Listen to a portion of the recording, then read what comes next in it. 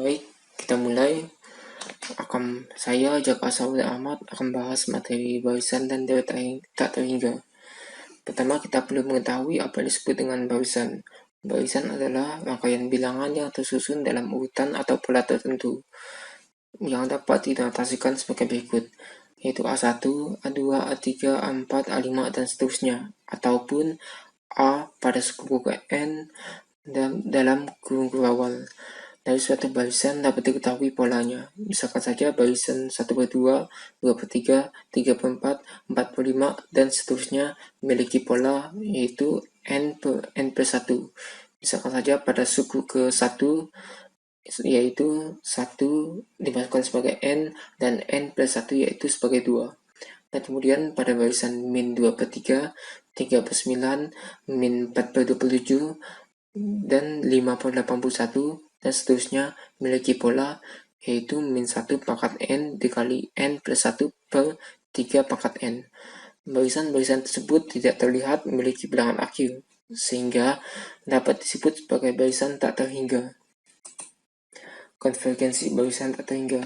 Suatu barisan tak hingga dapat dikatakan konvergen apabila terlihat menuju atau terbatas atau stuck pada suatu bilangan tertentu. Misalnya saja barisan 1/2, 2/3, 3/4, 4/5, dan seterusnya terlihat menuju bilangan 1 apabila dilihat pada sebuah grafik. Di sini sumbu X mengacu pada suku bilangan dan sumbu Y mengacu pada elemen dari barisan tersebut. Di sini kan ada satu. Satu ini dia memiliki elemen barisan yaitu 0,5. Dan kemudian pada 2 dia memiliki elemen 2/3 dan begitu seterusnya. Di sini mereka tidak terlihat akan melewati 1, melainkan terlihat hanya sebatas mendekati 1. Oleh karena itu dapat dikatakan bahwa barisan n plus 1 konvergen terhadap 1. Untuk mengetahui bilangan yang didekati oleh suatu barisan, pada barisan tersebut dapat dilakukan operasi limit tak hingga yang dapat dinotasikan sebagai berikut, yaitu limit n mendekati tak hingga pada suku A ke n ialah konvergen terhadap L, di mana L adalah yang didekati oleh barisan tersebut. Contoh, misalkan limit n mendekati tak hingga, di mana terdapat sebuah barisan dengan pola n plus 1. Dengan cara operasi limit, tiap nilai dibagi oleh variabel dengan pangkat tertinggi. Di sini variabel pangkat tertinggi yaitu n pangkat 1, sehingga semuanya dibagi n pangkat 1. Nah, sini setelah semua elemen dibagi n pangkat 1, maka menjadi limit n menuju tak terhingga 1 per 1 plus 1 per n. Di sini kedua bagian dari pecahan memiliki operasi limitnya masing-masing. Pada bagian atas yaitu limit n mendekati tak hingga 1. Pada bagian bawah limit n mendekati tak hingga 1 plus 1 per n. Bagian atas menghasilkan angka 1, sedangkan bagian bawah masih bisa dipecah menjadi limit n mendekati tak hingga 1 plus limit n mendekati tak hingga 1 per n, yang mana akan menghasilkan 1 per 1 plus 0. Sehingga di sini dapat diselesaikan menjadi 1 per 1, yang mana hasilnya yaitu 1. 1 ini bisa dikatakan sebagai L, sehingga terbukti bahwa n plus 1 yaitu bilangan yang memiliki pola sebagai berikut mendekati 1, seperti yang ditunjukkan grafik berikut ini. Adapun teorema limit tak hingga memiliki teoremanya masing-masing. Di sini apabila limit n mendekati tak hingga k, yang mana k adalah konstan, akan menghasilkan nilai k itu sendiri. Sedangkan apabila k dikali a dalam suku ke n, maka k-nya akan dikeluarkan dan a pada suku ke n akan dioperasikan limit tak hingga tersebut. Apabila terjadi operasi di dalamnya, maka dapat dipecah menjadi kedua operasi limit. Begitu pula dengan operasi perkalian dan juga pembagian. Pada pembagian, hal ini dapat berlaku apabila hasil dari limit M menuju tak hingga Bn tidak sama dengan 0. Karena apabila 0, maka akan menjadi tak terdefinisi. Mulai dari suku tertentu yang dimulai dari N, akan terdapat potongan barisan konvergen yang terletak di antara nilai pembatas yang terdiri dari mutlak L plus epsilon dan mutlak L min epsilon. Di sini adalah L yaitu 1 dan epsilon yaitu kedua garis berikut ini. Misalkan pada grafik tersebut, mulai suku ke-10 atau N sama dengan 10, AN berikutnya dapat diupdate oleh L plus epsilon mutlak dan L min epsilon dalam operasi mutlak, di mana L sama dengan 1 dan epsilon merupakan bilangan positif bebas yang pada contoh ini adalah 0,1.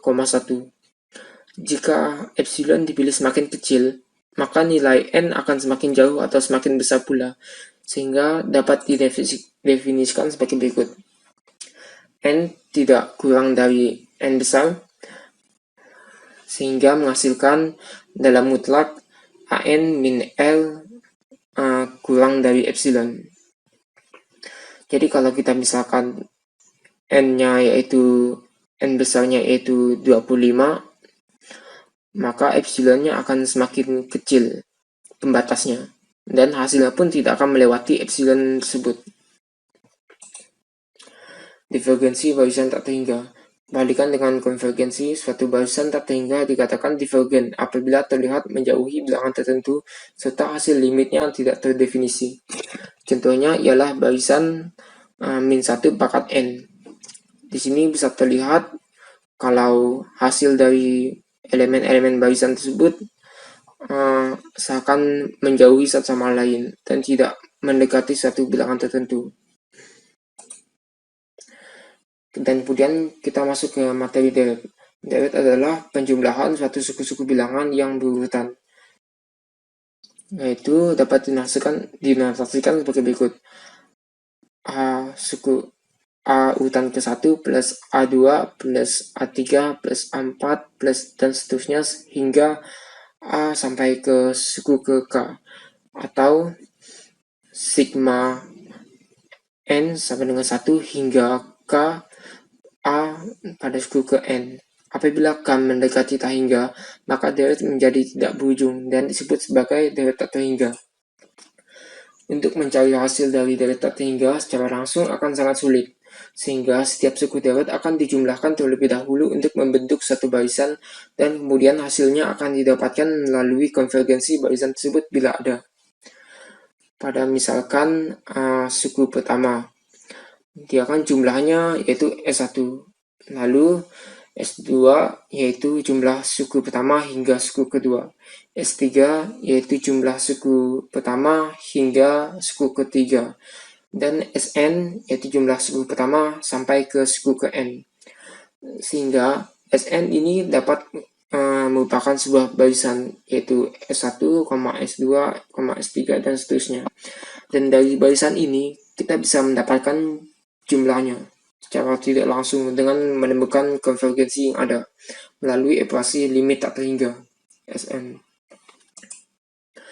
Dan kemudian kita masuk ke bagian dari deret, yaitu deret geometri. Deret geometri adalah deret yang tiap bilangan berikutnya merupakan perkalian antara bilangan sebelumnya dengan rasio tertentu yang terletak di antara min 1 dan 1. Dapat dinotasikan sebagai A plus AL plus AE pangkat 2 plus AE pangkat 3 plus dan seterusnya hingga plus AE pangkat N min 1, ataupun juga sigma menuju tak hingga N sama dengan 1, yaitu dengan operasi AL N pangkat N min 1. Penjumlahan sampai suku ke N pada deret geometri memiliki rumus sebagai berikut, yaitu Sn sama dengan A dikali 1 min L pangkat N per 1 min L. Konvergensi deret geometri tergantung dari nilai rasionya. Apabila L dimutlakan kurang dari 1 ataupun juga 0, maka termasuk konvergen. Namun jika R dimutlakkan tidak kurang dari 1 atau bilangan positif kecuali 0, maka termasuk divergen dan rumus penjumlahan dari geometri tak terhingga menjadi tidak berlaku. Jadi kalau misalkan R-nya 0, maka rumus P ini tidak dapat digunakan.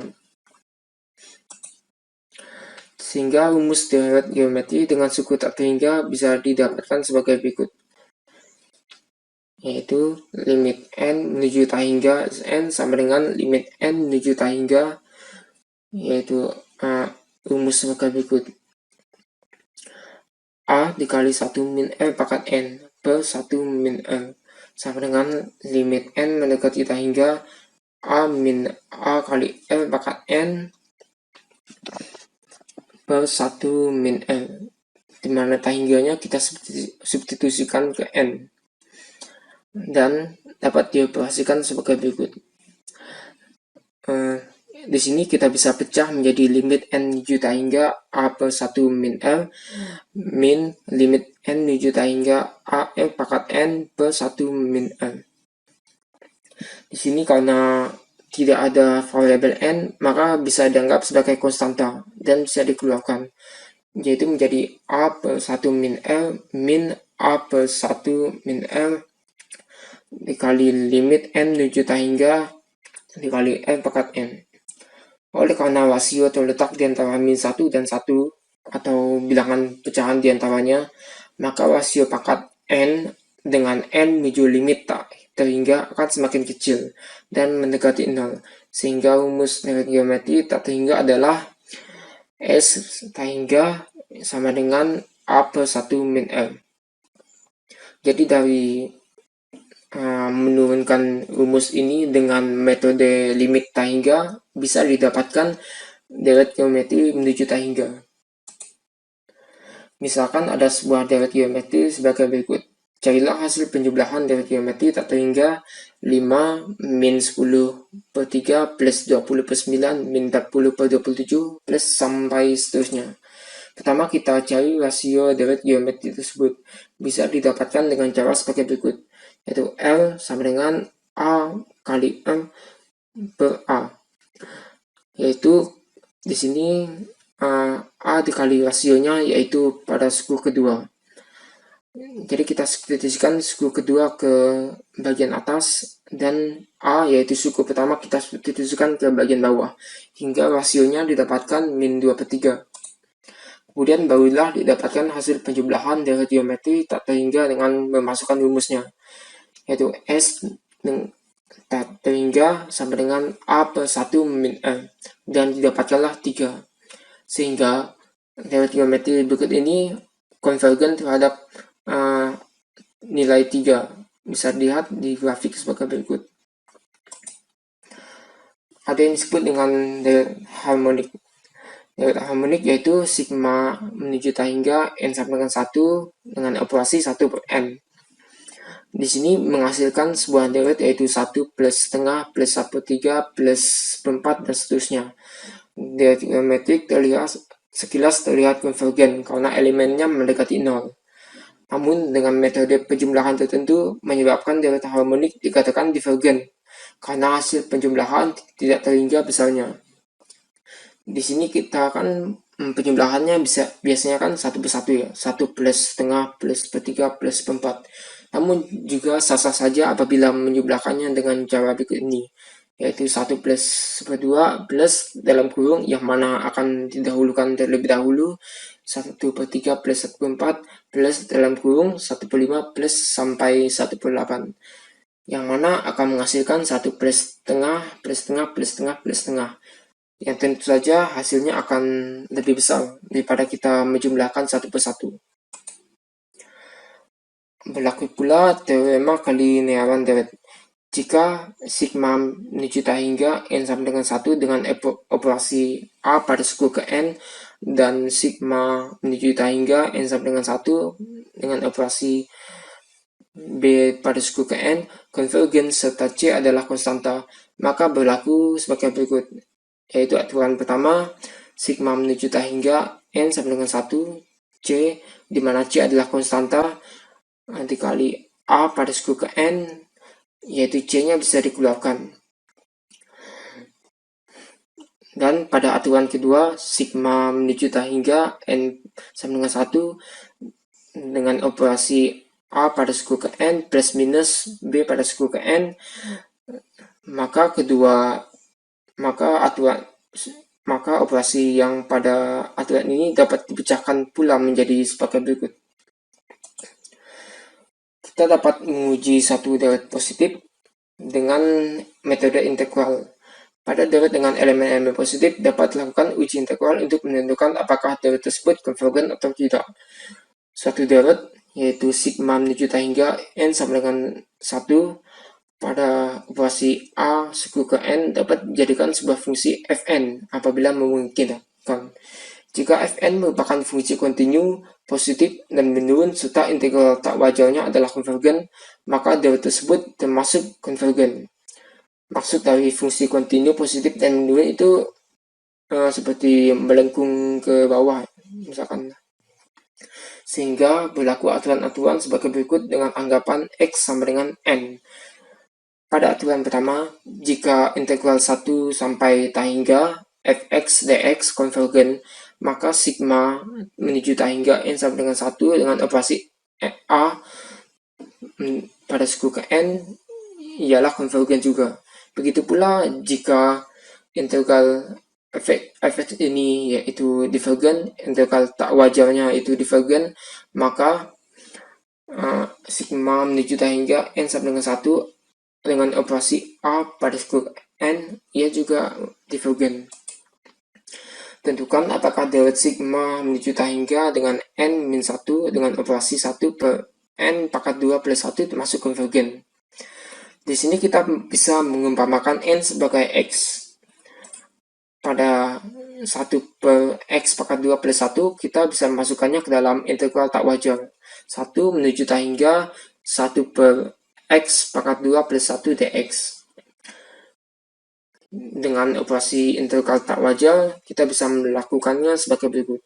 Limit T menuju tak hingga integral 1 menuju T. Di sini kita bisa mensubstitusikan T dengan tak hingga. 1 per X pangkat 2 plus 1 dx. Di sini hasilnya yaitu arcus tan tak hingga min arcus tan 1. Yang mana hasilnya ialah pi per 2 min pi per 4. Dan kurang lebih sama dengan 0,78539 dan seterusnya. Di sini bisa lihat di grafik bahwa deret ini terlihat seakan mendekati bilangan tersebut. Baik, sekian dan terima kasih. Apabila ada salah kata maupun ada yang kurang jelas, mohon dimaafkan. Saya Jaka Sahabat Balda Ahmad pamit undur. Saya Rizky Pertiwi akan menjelaskan materi deret positif uji lainnya. Dalam materi ini akan dibahas dua uji, yaitu uji perbandingan dan uji rasio. Uji perbandingan digunakan jika deret pembandingnya sudah diketahui apakah termasuk konvergen atau divergen. Nah, di dalam uji perbandingan ini terdapat dua jenis, yaitu uji banding biasa dan uji banding limit. Uji banding biasa teoremanya adalah misalkan AN lebih dari sama dengan 0 kurang dari sama dengan BN. Yang pertama, jika sigma N sama dengan 1 sampai dengan tak terhingga Bn adalah konvergen, maka sigma N sama dengan 1 sampai dengan tak terhingga An adalah konvergen juga. Yang kedua, jika sigma N sama dengan 1 sampai dengan tak terhingga An adalah divergen, maka sigma N sama dengan 1 sampai dengan tak terhingga Bn juga divergen. Contoh soalnya yaitu, tentukan apakah deret sigma N sama dengan 1 sampai dengan tak terhingga N per 5 N kuadrat dikurang 4 konvergen atau divergen. Nah, di sini kita akan membandingkan deret soal dengan deret harmonik yang bentuknya mirip dengan deret soal. Di sini kita bisa lihat ini deret harmonik yang kita akan bandingkan. Bentuknya mirip dengan deret soal. Nah, di subbab sebelumnya sudah dijelaskan bahwa deret harmonik itu pasti selalu divergen. Karena kita membandingkan deret soal dengan deret harmonik yang selalu divergen, maka hasil perbandingannya nanti deret soal harus lebih besar daripada deret harmonik, seperti itu. Jadi langsung dibandingkan. seperti ini, deret soal harus lebih besar daripada deret harmonik. Jadi, ketika ini dimasukkan adalah seperti ini. 1/5 dikali 1 kuadrat dikurang 4, dan deret pembandingnya adalah 1/5 dikali 1 kuadrat. Di sini hasilnya sudah jelas, 1/5 dikali 1 kuadrat dikurang 4 adalah 1, dan 1/5 dikali 1 kuadrat adalah 1/5. Nah, di sini sudah jelas bahwa deret soal lebih besar daripada deret harmonik. Jadi, kesimpulannya, deret sigma n sama dengan 1 sampai dengan tak terhingga n/5n kuadrat dikurang 4 adalah divergen. Karena memang benar bahwa hasil perbandingan dari deret soal lebih besar daripada deret harmonik tadi yang dijadikan pembanding, seperti itu. Lanjut ke uji banding limit. Teoremanya adalah sigma n sama dengan 1 menuju tak terhingga an lebih besar daripada 0, dan sigma n sama dengan 1 menuju tak terhingga bn lebih besar dari 0. Limit n menuju tak terhingga an per bn sama dengan L. Yang pertama, jika L lebih besar dari 0 kurang dari tak terhingga, maka sigma n sama dengan 1 sampai dengan tak terhingga an dan sigma n sama dengan 1 sampai dengan tak terhingga bn sama-sama konvergen atau sama-sama divergen. Yang kedua, jika L sama dengan 0 dan sigma n sama dengan 1 sampai dengan tak terhingga bn diketahui konvergen, maka sigma n sama dengan 1 sampai dengan tak terhingga an juga konvergen. Nah, di sini nanti apakah deret itu konvergen atau divergen itu tergantung dari nilai L-nya. Contoh soalnya adalah, tentukan apakah deret sigma n sama dengan 1 sampai dengan tak terhingga 1 per akar n kuadrat ditambah 19n konvergen atau divergen. Nah, sama seperti contoh soal sebelumnya, kita juga membandingkan dengan deret harmonik yang bentuknya mirip dengan deret soal. Di sini yang dibandingkan adalah 1/n. Ini sebagai pembanding. Di sini 1/n sebagai bn dan deret soal sebagai an. Nah, rumusnya tadi adalah limit n menuju tak terhingga an per bn. Jadi ketika dimasukkan akan seperti ini. an-nya ini dan bn-nya ini. Jadi jika dijabarkan akan seperti ini hasilnya. Lalu diketahui L-nya adalah 1. Hasilnya L-nya adalah 1. Karena telah diketahui deret pembandingnya adalah divergen dan L-nya sama dengan 1, maka sudah jelas bahwa sigma n sama dengan 1 sampai dengan tak terhingga 1 per akar n kuadrat ditambah 19n dan 1/n adalah sama-sama divergen. Sesuai dengan teorema. Nah, L-nya kan tadi sudah kita cari adalah 1, maka L itu lebih dari 0. Dan tadi Bn-nya adalah divergen, maka An-nya juga divergen. Sesuai dengan ini, yang pertama. Seperti itu. Lalu lanjut ke uji rasio. Teoremanya adalah sigma n sama dengan 1 sampai dengan tak terhingga an lebih dari 0 dan limit n menuju tak terhingga an plus 1 per an sama dengan rho. Yang pertama, jika rho kurang dari 1, maka deretnya konvergen.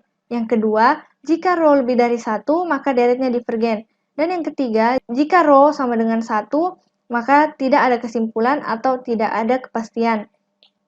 Di sini, deretnya konvergen atau divergen itu tergantung nilai rho. Contoh soalnya adalah, tentukan apakah sigma n sama dengan 1 sampai dengan tak terhingga 2 pangkat n per n faktorial konvergen atau divergen. Nah, an-nya adalah ini, deret soal. Dan langsung masukkan ke rumus. Rumusnya adalah rho sama dengan limit n menuju tak terhingga an plus 1 per an. Nah, an-nya ini, jika diubah menjadi an plus 1 akan menjadi seperti ini.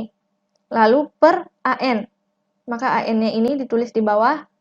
Jika dijabarkan akan seperti ini.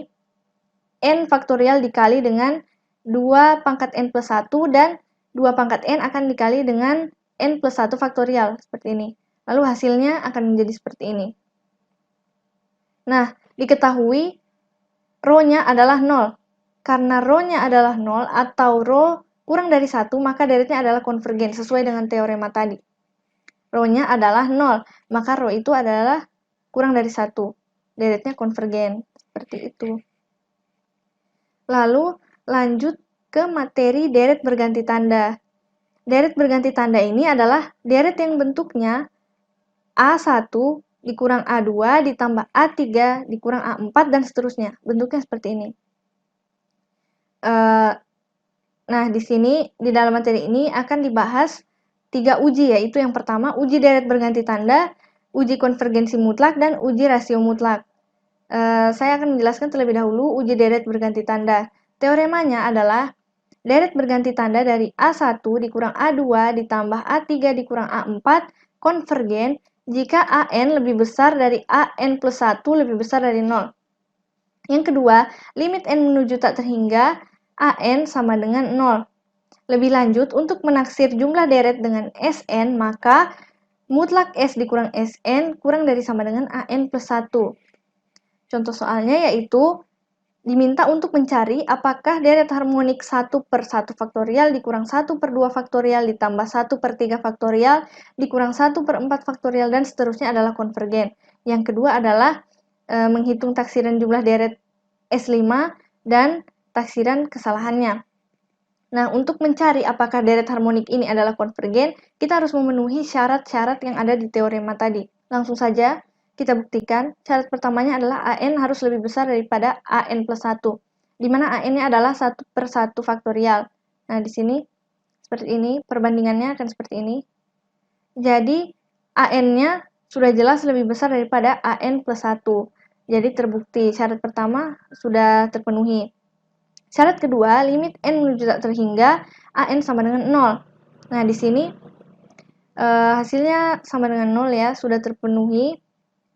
Karena kedua syarat teorema terpenuhi dan sudah terbukti bahwa deret tersebut adalah konvergen. Lalu kita mencari taksiran jumlah deret hingga S5, yaitu menjumlahkan tiap barisnya. S5 dicari dengan cara seperti ini. S5 sama dengan 1 per 1 faktorial dikurang 1 per 2 faktorial ditambah 1 per 3 faktorial dikurang 1 per 4 faktorial ditambah 1 per 5 faktorial. Karena yang dicari S5, maka batasnya adalah sampai di 1 per 5 faktorial. Nah, hasilnya akan seperti ini. Taksiran jumlah deretnya hasilnya adalah mendekati 0,6333. Lalu untuk taksiran kesalahannya yaitu adalah mutlak S dikurang Sn kurang dari sama dengan AN plus 1. Tadi Sn-nya adalah S5, AN-nya berarti A5. AN ditambah 1 berarti A5 ditambah 1 adalah A6. Jadi seperti ini. Mutlak S dikurang S5 kurang dari sama dengan 1 per 6 faktorial.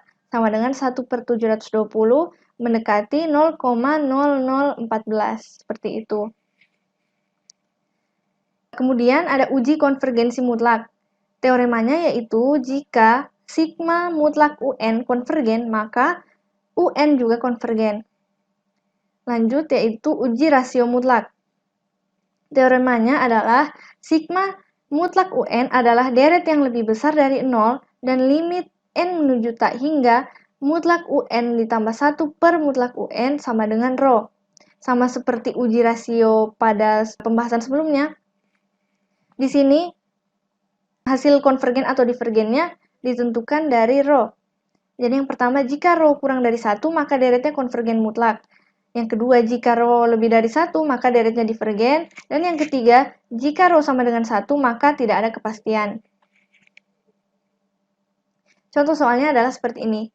Buktikan bahwa deret sigma N sama dengan 1 sampai dengan tak terhingga minus 1 pangkat N plus 1, 3 pangkat N per N faktorial adalah konvergen mutlak.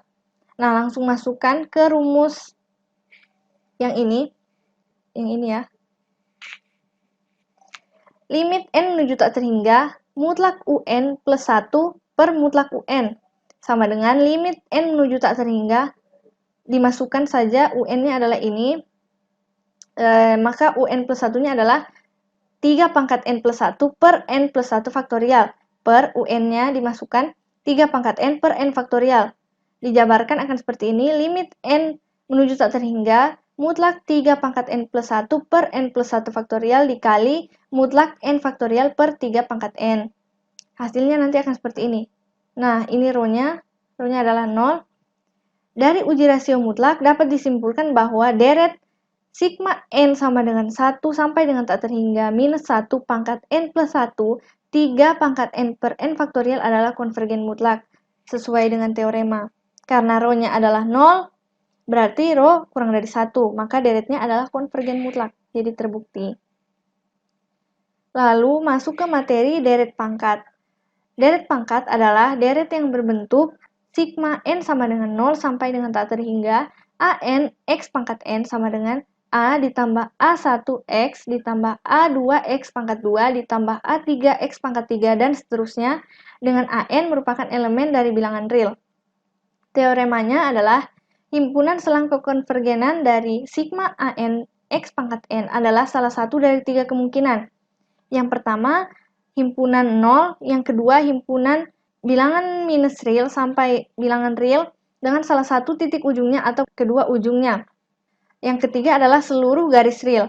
Dalam 1, 2, dan 3, deret pangkat dikatakan memiliki jari-jari konvergen secara berurutan adalah 0, R, dan tak terhingga.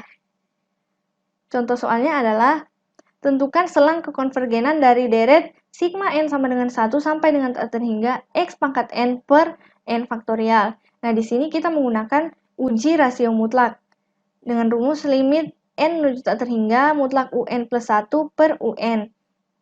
Nah, langsung dimasukkan.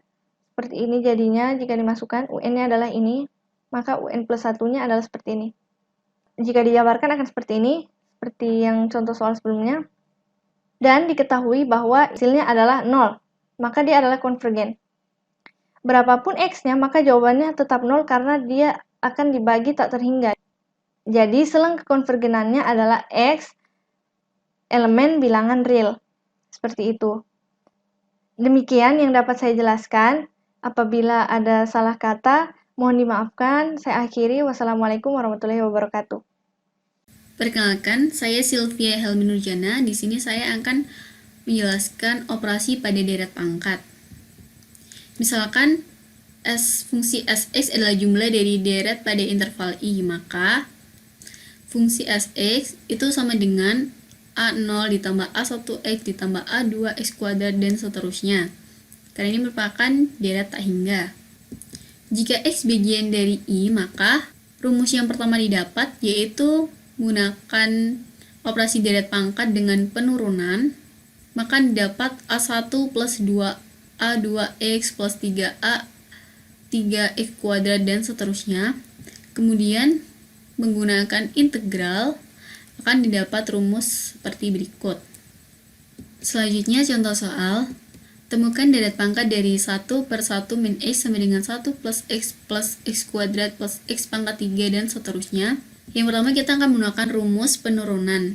Nah, jadi kalau menggunakan rumus penurunan itu tinggal dimasukin aja ke dalam rumus dan dapat hasil seperti ini. Kemudian jika menggunakan integral sama, kita juga masukkan ke dalam rumus seperti ini. Setelah itu kita ubah t-nya ini menjadi x. Jadi disubstitusi dulu menjadi x, kemudian ditemukan hasil seperti ini.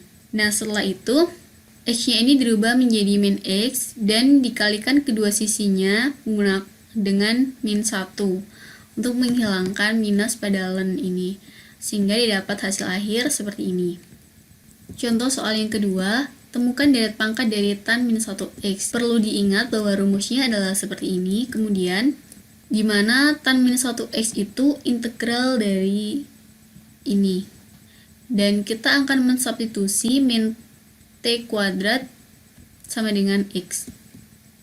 Nah, pada tahap ini adalah penerapan deret pangkat geometrinya. Selanjutnya kita ubah menjadi bentuk integralnya seperti rumus yang tadi, sehingga akan didapat hasil seperti ini. Setelah itu kita akan mensubstitusi min t kuadratnya ini menjadi x, sehingga hasilnya akan seperti ini menggunakan rumus yang tadi.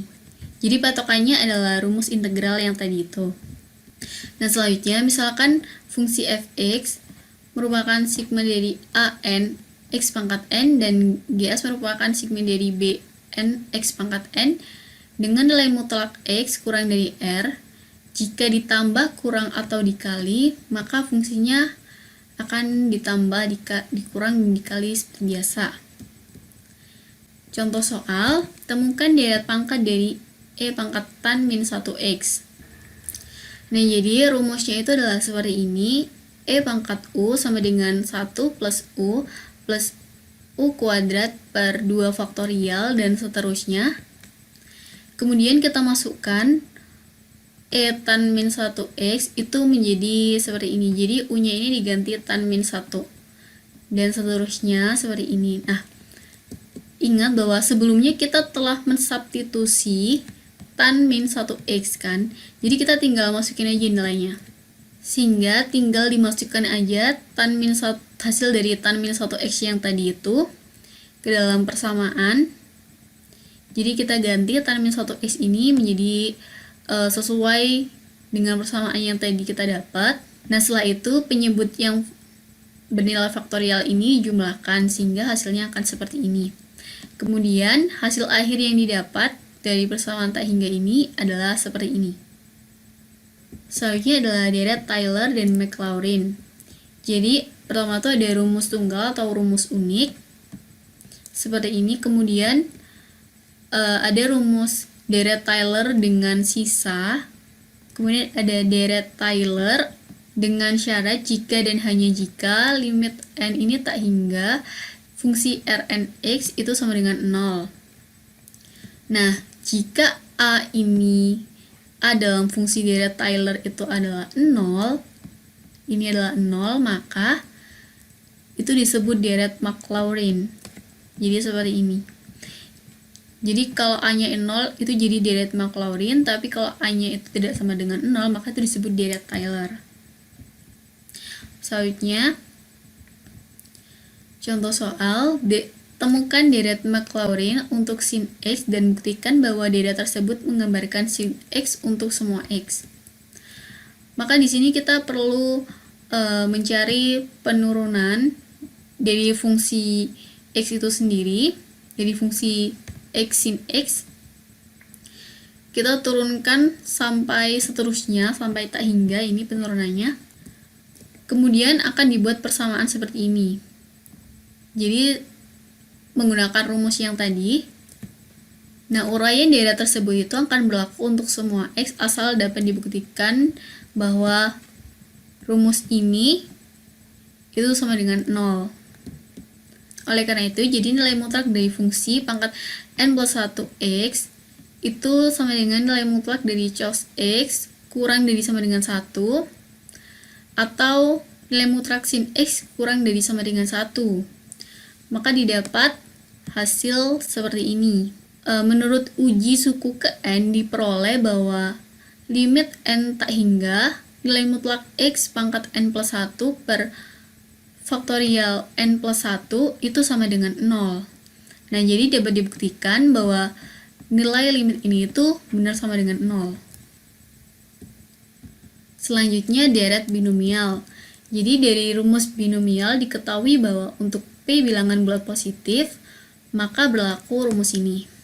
Nah, dengan ketentuan P ini bilangan real dan K itu bilangan bulat positif. Untuk setiap bilangan real P dan nilai mutlak X kurang dari sama dengan 1, berlaku rumus sebagai berikut. Contoh soal, tuliskanlah 1 min X pangkat min 2 sebagai suatu deret Maclaurin pada selang min 1 kurang dari X kurang dari 1. Maka, kita akan memasukkan rumus dari deret Maclaurin tadi, sehingga didapatkan hasil seperti ini.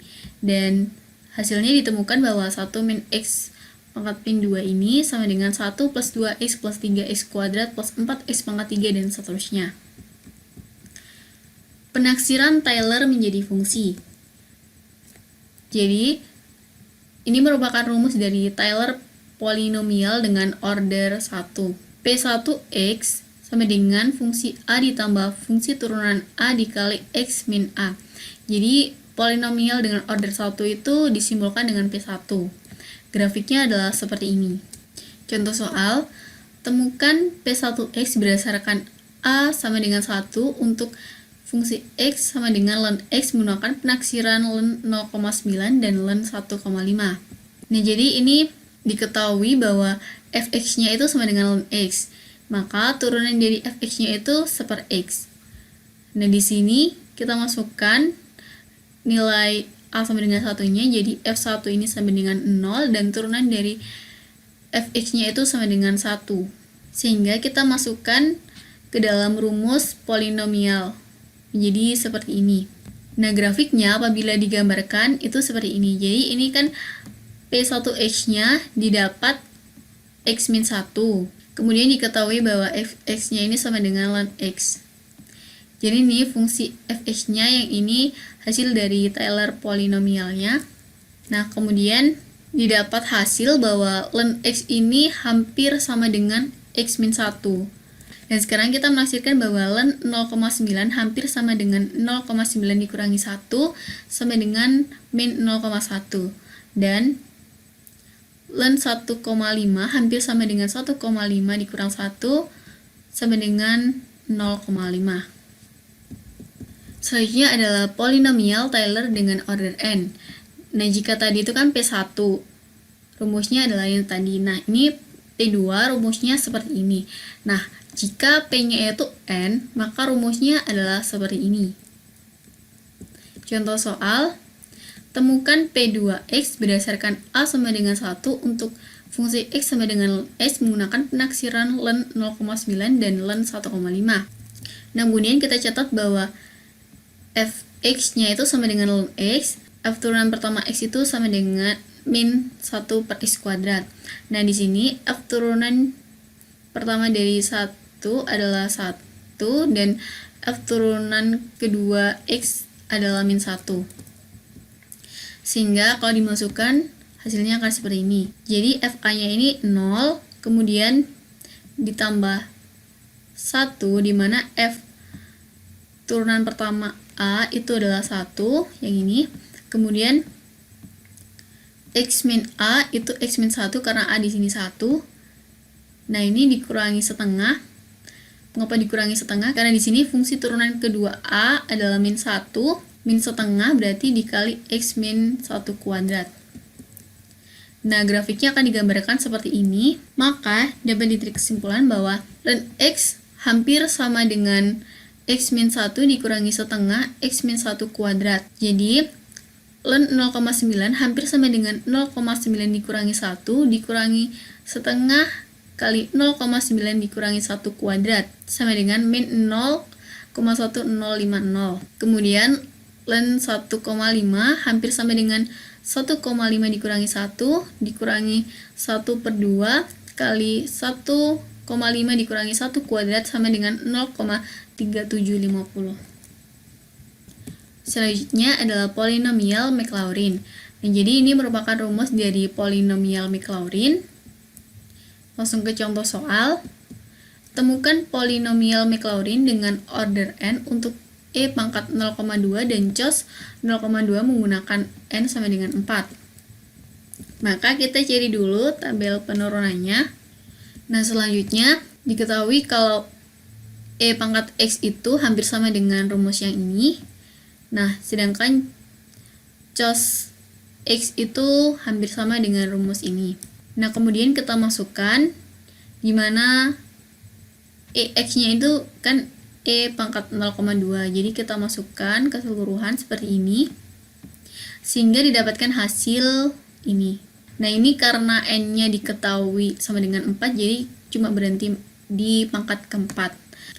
Nah, terus kita ganti juga cos x-nya ini menjadi cos 0,2 sehingga kita dapatkan hasil seperti ini. Nah, penggambaran grafiknya adalah seperti ini. Nah, selanjutnya adalah kesalahan atau sisa di dalam metode. Jadi, kalau tadi kan kita memakai rumus fx ini. Nah, itu bila ada kesalahan atau sisanya, kita menghitungnya dengan rumus Rnx ini. Dengan C itu merupakan bilangan real di antara A dan X. Contoh soal, penaksiran E pangkat 0,8 dengan kesalahan kurang dari 0,001. Maka diketahui bahwa fx itu merupakan E pangkat X.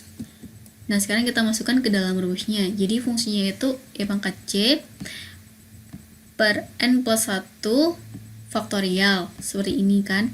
Nah, terus di sini A-nya itu kan sama dengan 0. Karena di sini ketahui jadi A-nya itu sama dengan 0. Jadi kita cuma ngambil X pangkat N plus 1. Nah, sekarang kita substitusikan X-nya itu sama dengan 0,8. Terus di sini kan diketahui kalau C-nya itu bilangan real di antara A sama X. Jadi C-nya itu di antara 0 sama 0,8. Nah, itu menjadikan Rn 0,8 nilai mutlak kurang dari 0,001. Nah, itu menjadikan EC kurang dari E0,8 kurang dari 3. 0,8 pangkat N plus 1 kurang dari 1 pangkat N plus 1. Selanjutnya kita masukkan lagi ke dalam rumusnya. Jadi seperti ini. Rn 0,8 nilai mutlak kurang dari 3 kali 1 pangkat N plus 1 per N plus 1 faktorial sama dengan 3 per N plus 1 faktorial. Nah, sehingga hasilnya adalah E0,8 itu hampir sama dengan 1 plus 0,8 dan seterusnya. Nah, itu jika dihitung dengan kalkulator akan menghasilkan 2, sekian. Selanjutnya yaitu tool yang berguna untuk membatasi nilai mutlak Rn. Itu menggunakan persamaan segitiga nilai mutlak A plus minus B kurang dari sama dengan nilai mutlak A ditambah nilai mutlak B. Contoh soal, jika C diketahui 2,4, berikan pembatas untuk nilai maks dari C pangkat 2 min sin C per C. Nah, maka kita masukkan ke dalam rumus. Jadi, di sini C kuadrat min sin C per nilai mutlak dari C kurang dari sama dengan C kuadrat plus sin C per nilai mutlak dari C kurang dari 4 kuadrat. 4 kuadrat ini C-nya itu adalah 4. Yang ini dikuadratkan plus sin C itu sama dengan 1. Nah, di per 2, jadi C-nya yang ini dipakai, yang 2 nilainya 2 ini, sehingga mendapatkan hasil 8,5. Nah, kemudian ada pembatas berbeda dan yang lebih baik.